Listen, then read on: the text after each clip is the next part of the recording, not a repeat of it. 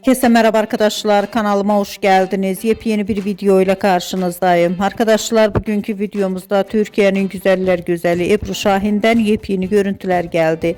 Ebru Şahin'in muhteşem görüntüleri sosyal medya hesabında gündem oldu. Ben de bu muhteşem görüntüleri sizler için YouTube kanalımda video halinde sunuyorum arkadaşlar. Umarım beğenirsiniz. Videomu beğendiyseniz kanalımı izlemeyi ve bildirim butonuna basmayı unutmayın. Şimdilik benden bu kadar olsun. Yeni videomuzda görüşmek üzere. Hoşça kalın.